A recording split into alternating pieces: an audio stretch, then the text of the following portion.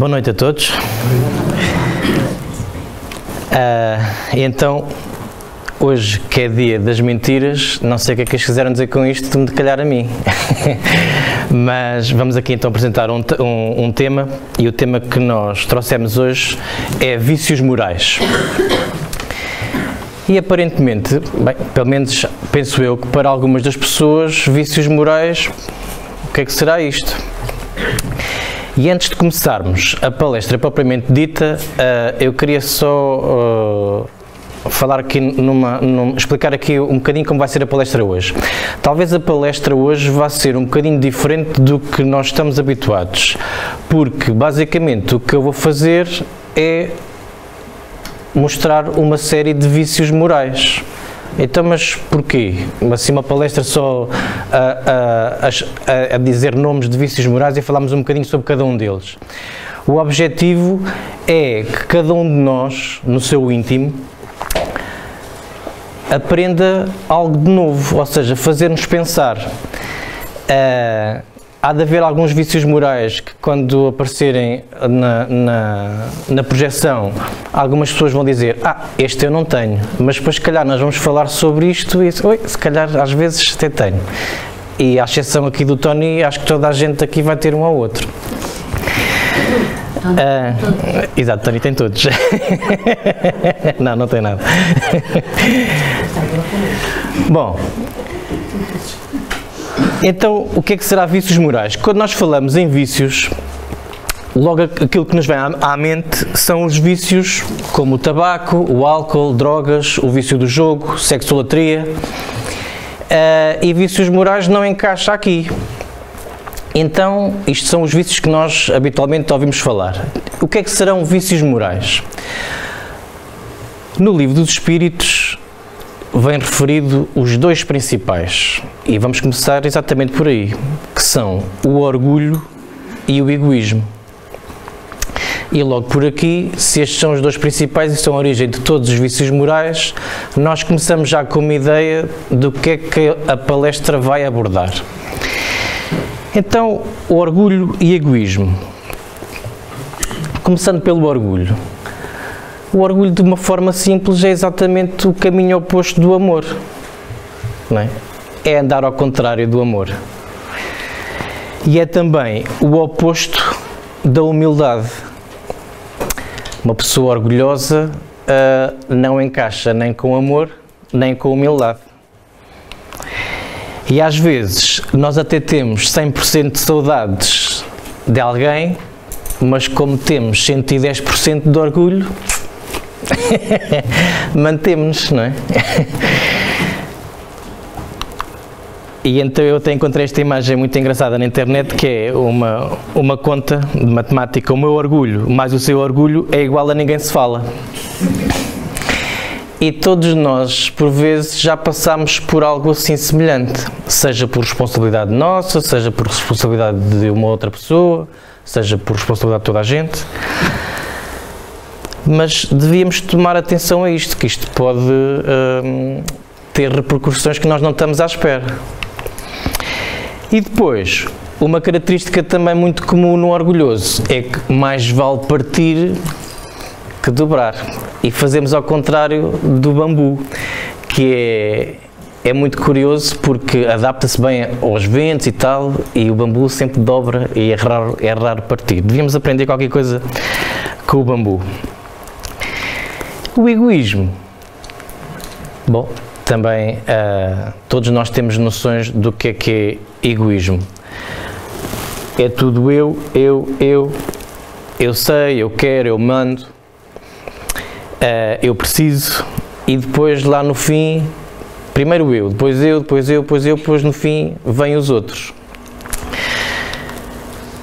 E no Livro dos Espíritos, no capítulo 12.3, Allan Kardec, após a resposta a uma das perguntas, já agora, o Livro dos Espíritos é composto por 1019 perguntas e respostas, em que as perguntas foram organizadas por Allan Kardec e as respostas foram dadas então por espíritos superiores através de médiuns. E então, após a pergunta 917, Allan Kardec faz um comentário acerca desta resposta e, em parte do comentário, diz assim: o egoísmo é a fonte de todos os vícios, como a caridade é a fonte de todas as virtudes. Destruir um e desenvolver a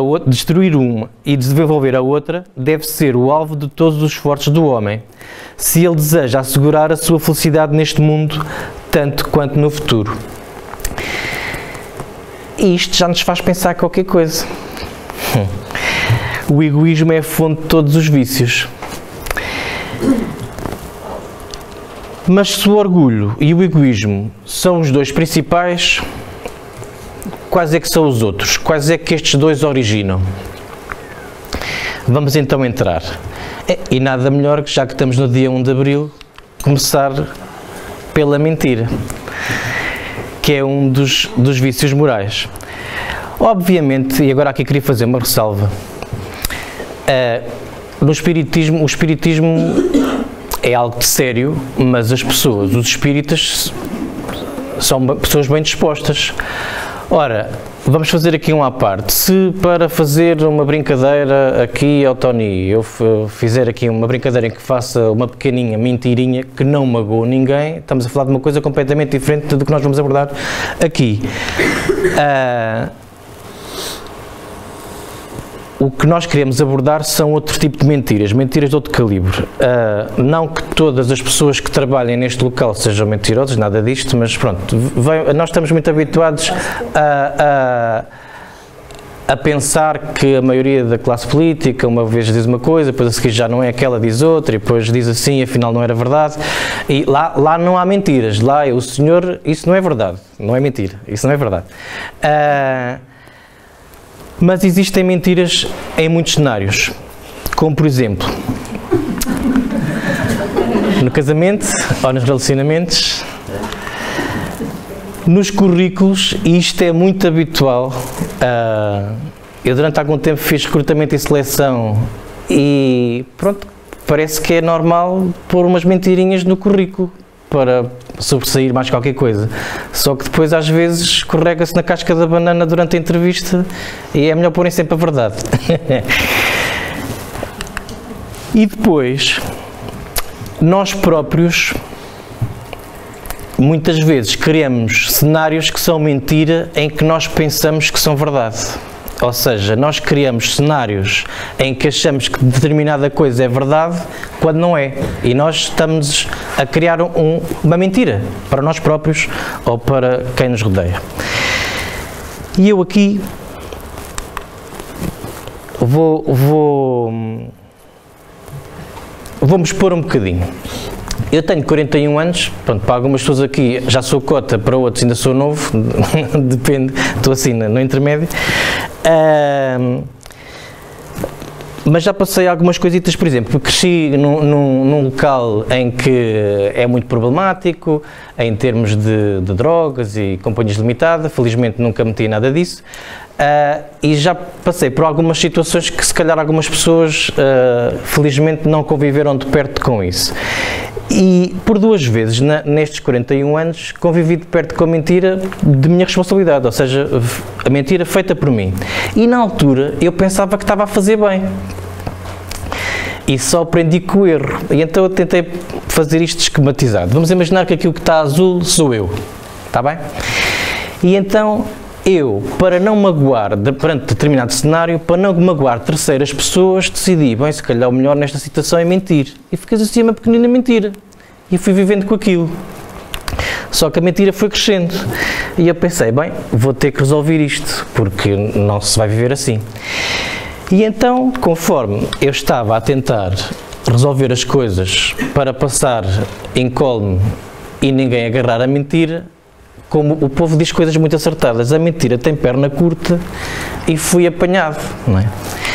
Só que as pessoas que perceberam que onde é que eu estava a mentir, não apanharam a mentira completa. Vamos imaginar que tinham apanhado aqui só esta parte. E através de uma... atenção, não é uma crítica, eu se estivesse no lugar dessas pessoas, eu se calhar pensava o mesmo. Através daquele cenário, criaram uma imagem de mim completamente ao lado. Porquê? Porque aquela parte que perceberam completamente fora do contexto, parece que as pessoas às vezes são muito más.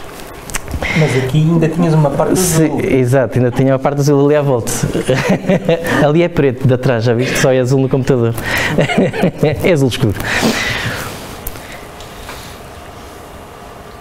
Mas também, às vezes, fazemos coisas que é a mentira branca, que é aquela mentira que não atrapalha nada, às vezes até ajuda. Pensamos nós. Eu, para proteger terceiras pessoas, lá está, tudo isto tinha forma de se resolver de uma forma diferente. Eu aprendi e fui a bater com a cabeça na parede. Para defender terceiras pessoas, entrei assim por... uma mentirita aqui, depois outra mentirita ali, e as coisas foram andando, e uma pessoa vai dizendo assim umas mentiritas, e depois as mentiras vão estando em contacto umas com as outras, e quando damos por nós, a nossa vida às vezes passa a ser uma mentira. Então, são coisas que nós temos de ter cuidado. Às vezes, a mentirinha branca é o início de algo mais sério. E eu tomei consciência disso com um texto muito bonito que eu decidi trazer aqui, da Joana de Ângeles, Espírito, psicografado por Divaldo Franco, que é um médio brasileiro, para quem não conhece, em que ela diz assim: acostuma-te à verdade. O hábito da mentira branca, também chamada inocente ou social, levar-te-á às graves, empurrando para o lodaçal da calúnia e da maldicência frequente. A fagulha produz incêndios semelhantes aos gerados pela labareda crepitante. Isto é verdade, nós muitas vezes nem pensamos nisto. Os grandes crimes originam-se em pequenos delitos, não alcançados pela justiça, que ensejam um agravamento do mal. Usa de severidade moral para contigo, não embarcando nas canoas das conveniências gerais. Cada pessoa responde por si mesmo e os seus atos ficam gravados na consciência individual. Sê tu mesmo em constante progresso moral. Isto é então de Joana de Ângeles, está presente no Vida Feliz, psicografado por Divaldo Franco. Isto é muito verdade e nós muitas vezes não pensamos nisto, passa-nos um pouco à parte, ao lado, aliás. A avareza é outro vício moral. Obviamente que a previdência é algo positivo. Todos nós temos o dever de ser previdentes, nós não sabemos o dia da manhã, e ter um pé de meia, a fazer uma poupança, por pouco que seja, quem conseguir, mas isso é diferente da avareza, está bem? Uma pessoa ser previdente e estar a pensar no dia da manhã, será que a Segurança Social vai cá estar quando chegar a idade da reforma? Será que a Segurança Social já não foi à falência? Pronto. Agora, a avareza é diferente, a avareza são pessoas que são escravos do dinheiro, sem se perceber. E então o objetivo é acumular o máximo possível. Aquilo que nós, quando éramos mais miúdos, líamos, ou pelo menos alguns de nós líamos, o Patinhas é exatamente o avarento perfeito. Mas existem outros tipos de avarentos, que nós muitas vezes nem pensamos nisto. Por exemplo, a pessoa que nesta vida está com a responsabilidade de ser dono de uma grande empresa e tem centenas de trabalhadores à sua responsabilidade, e de repente aparece-lhe a oportunidade de um negócio de vender aquela empresa e com essa venda ele enviar uma série de pessoas para o desemprego, também é ser avarento, porque temos a responsabilidade, quem está nessa posição tem uma série de pessoas a trabalhar à sua responsabilidade e o dinheiro não é tudo, ou seja, pronto, tudo bem, aquilo é um grande negócio para mim, mas por causa disso há uma série de pessoas que vão ficar no desemprego. Estão a perceber? Isto é ser avarente também. E quantas vezes é que isto não acontece no dia-a-dia? Mas nós todos aqui nesta sala, ou pelo menos a maioria de nós, já fomos avarentos noutras coisas. Por exemplo, eu tinha posto aqui mais uma imagem, que é a pessoa que quer acumular mais dinheiro e nem dá conta, às vezes, mesmo ao lado, há pessoas que não têm nada e que necessitam de ajuda, pelo menos para ensinar a pescar. Mas todos nós, muitas vezes, também somos avarentos. Como? Tendo o conhecimento espírita, por exemplo, e colocando esse conhecimento à luz debaixo do alqueire. Quantas vezes é que às vezes, e não é uma crítica, atenção, mas quantas vezes é que muitos de nós, no local de trabalho, ou em casa, ou onde seja, têm a oportunidade de passar conhecimento que já adquiriu de espiritismo, mas por vergonha ou com medo qual é que vai ser a reação de outras pessoas, fazemos que não ouvimos, que não sabemos, que não vemos, e não passamos o conhecimento que nós temos estado a adquirir a ler a obra básica, a ouvir palestras, a frequentar o curso básico de Espiritismo e outras coisas. Isto também é uma forma de ser avarente. Depois também temos o ciúme. Eu não sou ciumento. Às vezes sou. O ciúme... O ciúme, lá está, o ciúme destrói o amor, porque o ciúme, nós embarcamos em cenários que a maioria das vezes não são reais. A pessoa ciumenta começa a inventar coisas, começa a inventar verdades que não existem. E nós temos ciúmes dentro de um relacionamento, por exemplo, mas também temos outros tipos de ciúmes dos miuditos mais novos, por exemplo, quando vem um irmão, que às vezes pode ser um cenário terrível. Mas quem se deixa do mal pelo ciúme, às vezes isto pode chegar a pontos extremos, como por exemplo, nós passarmos para o lado de lá da vida e, em vez de estarmos numa colónia espiritual a desenvolver algum trabalho, a estudar, a ser útil, mantemos-nos cá para ver como é que o nosso companheiro ou a nossa companheira anda a fazer agora sem nós. E isto não é tão fora de comum como se possa pensar. Pronto, às vezes acontece. Então, vamos ter noção que...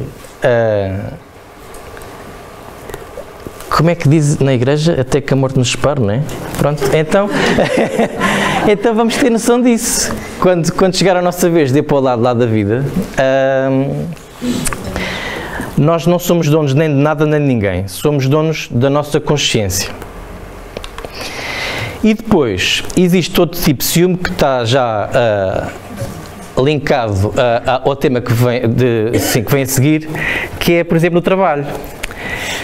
Nós temos ciúme daquela pessoa ter adquirido determinada posição, por exemplo, estou a dar exemplos ao calhas. Que isso é muito ligado à inveja, e a inveja é uma coisa muito feia. E já viram, há aqui uma série de vícios que nunca mais acaba.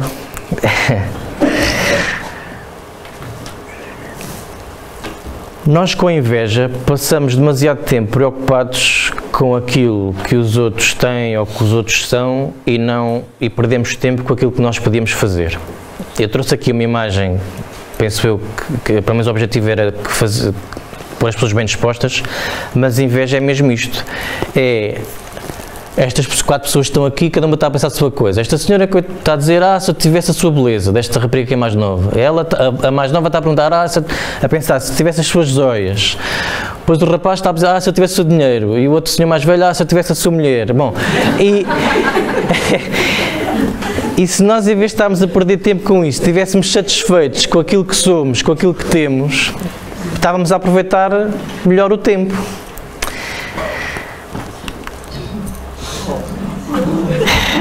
Preguiça é coisa que ninguém aqui tem, não é?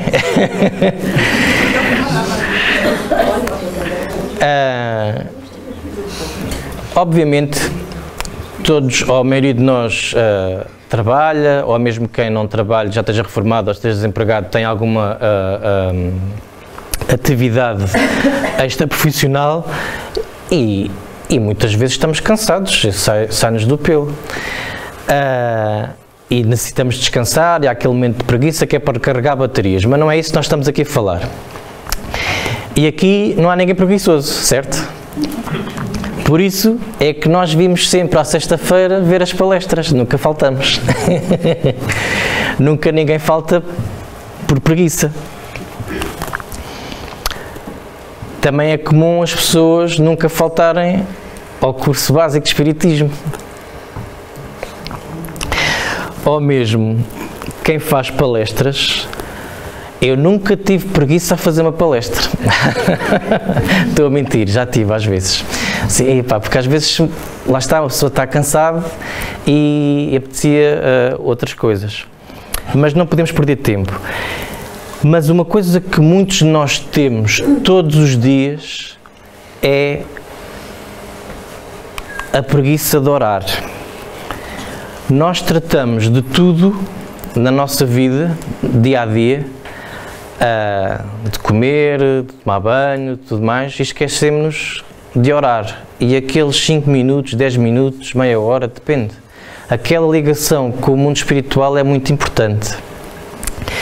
E então, como muitas vezes já ouviram aqui com certeza, nós passamos muito tempo a cuidar de um corpo que depois vai para debaixo da terra, ou vai ser cremado, ou algo assim, e o espírito, não cuidamos dele, através da oração, por exemplo. E então, como o Reinaldo Barros fez aqui nesta caricatura, às vezes não aprendemos nada e ficamos à espera que as respostas caiam do céu. É a preguiça.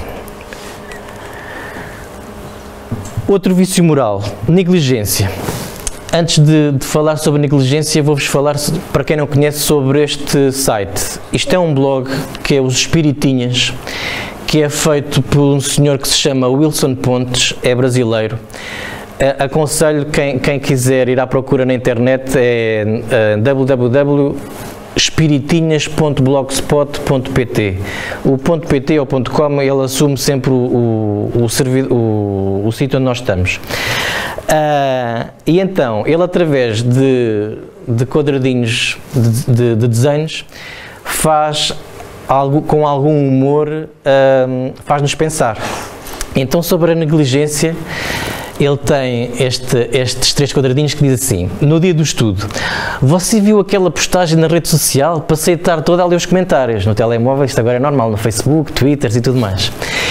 Mas quando começa o estudo, o orientador diz: então vamos começar o estudo, leram a lição de hoje? Não, eu não tive tempo. E quantas vezes nós fazemos isto em variedíssimos contextos.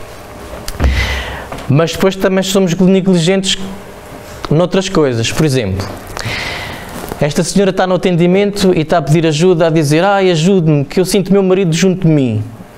E o coitado do marido já lá da vida está a falar com o guia da casa, a dizer assim: ai, ajude-me, que ela só vive a pensar em mim. E nós somos negligentes a este ponto, às vezes, de prender as pessoas pelo pensamento. Obviamente, alguém que nos é muito próximo e que parte para o lado da vida, nós é normal lembrarmos dessa pessoa. Mas lembremos as coisas boas e enviamos pensamentos positivos e de força. Agora, o pensamento errado é este, e negligente. Ah, foste embora e agora fica aqui sozinho ou sozinha. O que é que vai ser de mim? Então, e o que é da pessoa que acabou de passar para o lado de lá, que ainda está a habituar-se àquela nova realidade e está a receber o nosso pensamento? Porque como é que os espíritos comunicam uns com os outros? É pelo pensamento. Pensam. Ou seja, se eu estivesse a dar uma palestra no mundo espiritual, em vez de estar a falar, estava a pensar, não é? Então, nós com os nossos pensamentos estamos a comunicar com quem já partiu.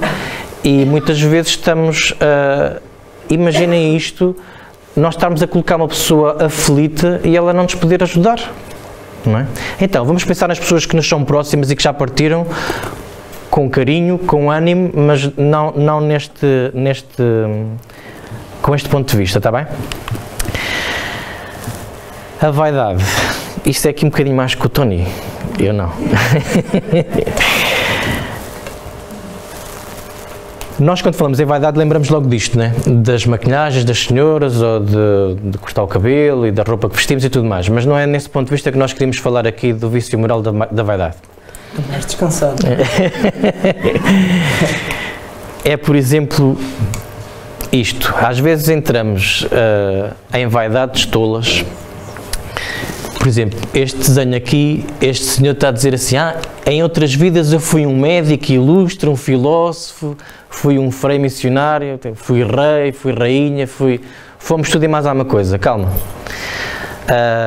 A maioria de nós foi sempre pessoas normais. Mas às vezes nós envaidecemos com coisas que não fazem sentido nenhum. Nenhum mesmo. E eu aqui vou contar um caso pessoal que aconteceu comigo há uns anos e que foi uma grande lição. E eu gostava de partilhar isto com vocês porque o sumo desta história, que é verdadeira, acho eu que é muito bonita. Quando eu estava na faculdade, na altura ainda não havia tantos universitários como há agora, que felizmente cada vez é mais comum. Mas na altura, embora se estivesse já a perder essa ideia, ainda havia muito aquele hábito, estamos na faculdade, vamos sair daqui e uns doutores e vamos tomar conta do mundo. E naquela faculdade específica onde eu estava, eu não queria dizer o nome, pelo status, nós éramos assim um bocadinho vaidosos, pronto. Mas era uma faculdade pequenina e tinha uma característica que era assim. Cada área de estudo estava num edifício diferente e cada edifício tinha 2, 3 pisos, ou seja, eram coisinhas pequeninas. Então, era fácil conhecer muitas pessoas ligadas àquele edifício onde nós estávamos a ter aulas, porque as turmas normalmente tinham aulas sempre no mesmo edifício e as salas pouco variavam. Então, num exame que eu tive na faculdade, o professor distribui o enunciado do exame por todos e ao lado de cada questão estava o peso dessa questão, ou seja, quantos valores é que aquilo valia, aquela pergunta. E a pergunta que valia mais valores do exame todo era uma coisa que nenhum de nós estava à espera, que era como é que se chamava a senhora da limpeza do pavilhão onde nós estávamos. E era a pergunta que valia mais valores. Isto foi uma grande lição, porque a maioria de nós não sabia e passávamos por aquela senhora todos os dias. Eu nunca mais me esqueci disto. Isto é útil em todos os contextos. No contexto empresarial, porque desde a senhora da limpeza até ao diretor-geral, toda a gente é importante e se alguma pessoa começa a faltar, vai implicar no trabalho dos outros todos, mas é em todo lado, sei lá, podíamos ir buscar exemplos em casa, no centro espírita, que ninguém se lembra das pessoas que andam aqui a limpar. Depois nós chegámos aqui à sexta-feira e encontramos isto assim. São pessoas que têm tanto ou mais valor, mais, do que as pessoas que às vezes estão mais expostas a palestrar ou noutras funções não invisíveis. Então há que ter os pés assentes na terra, porque nós quando partimos para lá de lá não vamos levar nem títulos, nem nada, zero. Vamos levar só a nossa consciência. E a vaidade não faz sentido nenhum. Assim como a maldecência. Isto hoje é só coisas más a acontecer aqui. Nós, quando entramos nesta casca da banana da maldecência em que, sabes o que é que não sei o que fez, ou disse, ou não sei o quê, e estamos a alimentar isto, a tomar nota disto e a passar, isto é um erro terrível, porque estamos a entrar na mentira também, muitas vezes, estamos a fazer outra coisa, que é, imaginem isto, vamos imaginar que temos um grupo de 20 crianças que não se conhecem de lado nenhum, pronto, e largamos as 20 crianças, ou 50, ou o que seja, num recreio de uma escola. Ao fim de uns minutos, elas estão divididas por grupinhos a brincar, não é? Agora, se as mesmas crianças forem colocadas sempre no mesmo recreio, dia após dia, esses grupos poucas mexidas têm. Porquê? Porque elas reuniram-se por afinidades. Bem, obviamente, às vezes há trocas, né? Aquela pessoa afinal dá-se melhor com outro grupo. Mas pronto, os grupos mantêm-se, porque eles reuniram-se por afinidades. Então, nós, com os nossos pensamentos e a nossa forma de agir, muitas vezes estamos a condicionar quem está junto de nós. Por exemplo, um monge budista que esteja lá no Tibete em oração, quem é que acham que é as companhias espirituais que tenha? Que tem? São pessoas que têm afinidade com o budismo, não é? Então, e um exemplo assim um fumador, quais são as companhias que terá? Muitas vezes são pessoas que querem fumar, então do lado de lá e não conseguem já apanhar um cigarro. Então, e a maldecência? Quem é que será que está também ali à volta? Então, temos de ter cuidado com isto. Cortar. Acontece com toda a gente a vir sempre alguém, em algum contexto, ter connosco e dizer que não sei o que aconteceu, que não sei o que disse, não sei o que. Pronto, eu por boa educação ouço, mas dali não passa, fico calado e tento sempre, não é que eu seja a melhor coisa dos pessoas, atenção, mas tento sempre virar a conversa para outra coisa qualquer, porque isto não interessa, faz-nos mal. Assim como a mágoa. A mágoa é uma prisão das grandes, são grades.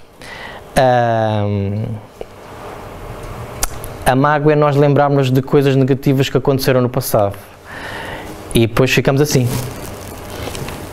A nossa condição espiritual, ficamos assim tristes, magoados e tudo mais. Então, com algum esforço e treino, temos que fazer como nos computadores, que é apagar essas memórias, esquecer isso. Para quebrar correntes com o passado e com coisas que nos magoam, ou coisas do presente mesmo, que nos causem mágoa. Não nos faz bem, faz muito mal à saúde. Assim como a vingança. Às vezes, isto é verdade, não é? Assim, às vezes, mas isto não nos leva a lado nenhum, sabem porquê? Porque o conhecimento espírita, nós às vezes queixamos assim, a minha vida corre-me tão mal, corre-me tudo mal. E nós não pensamos que às vezes a origem daquilo, muitas vezes, fomos nós. Porquê? Porque fazemos algo assim. Nós começamos uma coisa, aquilo, passado umas vidas, ou mesmo na própria vida, cai-nos em cima, pum, corre-me tudo tão mal. Mas fomos nós que começamos. Não é? Então, vamos esquecer estas histórias da vingança. Alguém fez alguma coisa de menos bom para nós, se calhar até fez sem querer, não é? Eu já fiz tantas vezes mal aqui ao Tony e ele, por enquanto, não se vingou. É bom para ele. Tá?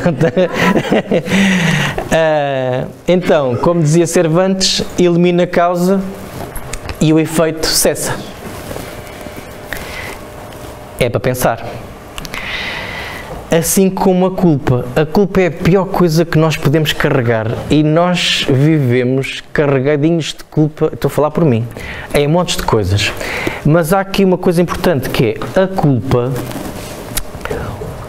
para o cérebro não existe um filtro, é como se fosse um saco e qualquer coisa que nós sentimos culpa, bumba. Vai para dentro desse saco. Depois às vezes andamos como o Pai Natal, já com um saco enorme às costas de coisas que fizemos de menos bem. Assim, todos nós, acho eu, que não há aqui ninguém que não tenha nada que se lembre do passado e que pense assim, se calhar aquilo que eu fiz não foi assim tão bom. Mas culpa por isso não. Pronto, tivemos responsabilidade naquilo. Então, o que é que nós podemos fazer para resolver, para emendar? Para apagar o mal que fizemos. Mas não vamos carregar culpas, porque todas as coisas boas que nós fizermos é como se fosse uma borrachinha que vai apagando outras que nós fizemos menos boas. Então, lá está eu outra vez a dar exemplos do computador. É como aqueles programitas que existem para limpar o nosso disco do computador, que às vezes até limpa coisas que não devia e apaga-nos fecheiros que, pronto, nunca mais conseguimos recuperar. Mas temos que fazer isso, ter noção que temos responsabilidade de algumas coisas é uma coisa, agora carregar a culpa por isso é que não. Que é para vivermos felizes e fazermos os outros que estão à nossa volta felizes. E o melindre. Não há aqui ninguém também que se tenha melindrado nunca, não é? Eu vou pegar outra vez aqui nos Espiritinhas e se calhar as pessoas lá atrás não conseguem ler, eu vou ler. Ele no primeiro quadradinho, este senhor de vestido de amarelo está a dizer ao senhor vestido de azul: lembra-se do que você disse ao Joca, que ele deveria estudar mais? E ele disse: lembro. Acho que ele seguiu o seu conselho. Então porquê? Porque ele deve estar a estudar muito porque nunca mais apareceu. E às vezes isso acontece nas associações espíritas. Mas os verdadeiros amigos servem também para nos chamar a atenção de coisas menos boas que nós fazemos, e nós não nos devemos lembrar com isso, pelo contrário. Por exemplo, eu acho que já uma vez dei este exemplo aqui. Eu às vezes sei que dei uma palestra menos boa quando ninguém vai falar comigo no fim. A ver se eu consigo fazer entender. Quando a palestra é alguma coisita que cai bem às pessoas, vem-me dizer: ei, a palestra foi muito boa, não sei o quê, mas ninguém é capaz de me vir dizer, ou poucas, há aqui 3 ou 4 pessoas que já fizeram isso, e ainda bem, que vêm dizer: ei, pá, Francisco, aquilo que tu disseste ali, não devias ter dito aquilo assim, daquela maneira, ou se pronto. Isto é útil, porque ajuda as palestras seguintes a serem melhores, mas não, a gente calamos-nos com o medo que os outros se melindrem. Não devemos fazer isso. Os bons amigos servem para também chamar a atenção das coisas, e nós não nos devemos melindrar, porque é uma oportunidade de nós melhorarmos. Por exemplo, ficas melhor sem barba, estás a ver? Estou a brincar. Vamos voltar outra vez aqui para as coisas sérias. A impaciência. Bem, se calhar já estou a moer a paciência a algumas pessoas, já estou aqui a apresentar vícios que nunca mais acaba, estou quase no fim. Muitas vezes somos assim. Muitas vezes há coisas que demoram muito tempo a alcançar e nós queremos logo começar pelo fim. Vou dar um exemplo. Quantas e quantas vezes é que não acontece nas associações espíritas aparecer alguém e quer ir participar numa reunião mediúnica? Pronto, mas a pessoa nem sequer muitas vezes sabe o que está a querer, né? Porque lhe faltam as bases. E quantas pessoas é que, ao perceberem a profundidade que o Espiritismo tem, e que quanto mais sabem, mais se apercebem que há mais para saber, quando veem que o fim não se consegue assim com tanta rapidez, desmotivamos. Não, temos que ser pacientes em todos os contextos. Estou a dar o contexto do Espiritismo, mas em todos os contextos. E por fim, cheguei ao último. A intolerância. E nós muitas vezes somos intolerantes. Eu achei muita piada a este banner, porque diz assim: as suas crenças não fazem de você uma pessoa melhor, o seu comportamento é que faz. E nós muitas vezes temos a tentação de julgar que o Espiritismo, como nós gostamos tanto e achamos tanta lógica, achamos que os outros temos que impor o Espiritismo aos outros, à força. E nós devemos ser tolerantes, porque não só no Espiritismo, mas em tudo o resto. Porque cada um está na faixa de evolução que está e acredita naquilo que lhe faz sentido. O Espiritismo não é dono da verdade. Nós não sabemos, embora tenha muita lógica, e para muitos de nós, seja de facto a verdade, não temos direito de impor isto a terceiros. Mas porquê é que eu deixei este vício moral para o fim? Porque nós não devemos ser intolerantes, sobretudo connosco próprios. Já repararam na quantidade de vícios morais que eu disse agora aqui em 40 minutos aproximadamente? É praticamente impossível não haver pelo menos 1 ou 2 vícios morais que cada pessoa não tenha identificado, que viva ou que já tenha vivido. Temos que ser tolerantes. Nós somos seres humanos e estamos aqui no planeta Terra, mergulhados no corpo de carne, e não somos perfeitos, porque se fôssemos perfeitos não estávamos aqui. Então, que tal começarmos por nós próprios? Ao ser tolerantes com os nossos defeitos, não é deixar os defeitos à solta e a crescer, mas ao sermos tolerantes connosco próprios, estamos a dar o primeiro passo para ser tolerantes lá em casa, e depois de em casa com os amigos, e ser tolerantes com a sociedade em geral. E foi este o tema então que nós decidimos trazer hoje. Baseámos-nos no Manual Prático do Espírita e no Livro dos Espíritos, e ainda temos aproximadamente 15 minutos, né, para perguntas sobre este tema ou outro à luz do Espiritismo, que eu, o Tony ou alguém